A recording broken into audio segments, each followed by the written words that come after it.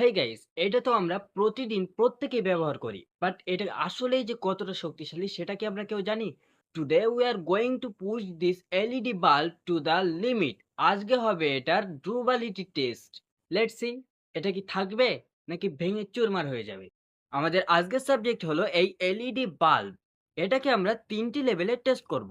Level 1 normal drop test, level 2 extreme destruction, level 3 the hammer strike. Okay, first test, the normal drop test. দেখা যাক এটা হাত থেকে পড়ে গেলে ভেঙে যায় নাকি ঠিক থাকে।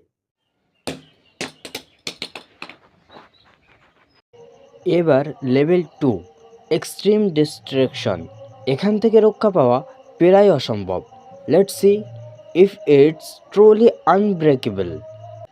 তো সর্বপ্রথম আমি দেয়াল দিয়ে উপরে উঠে যাব অ্যান্ড উপরে উঠে এখান থেকে আমি জিনিসটাকে ছেড়ে দেবো। আপনারা দেখতে পাচ্ছেন আমি মোটামুটি ভালো রকমই উপরেতে উঠেছি অ্যান্ড এখান থেকে এটাকে ছেড়ে দেবো।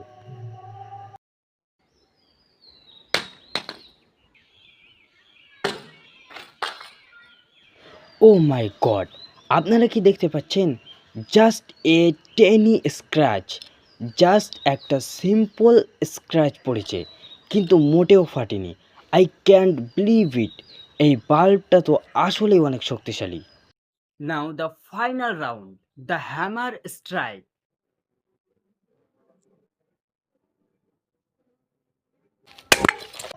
ওহ, এবার তো আর রক্ষা পেল না।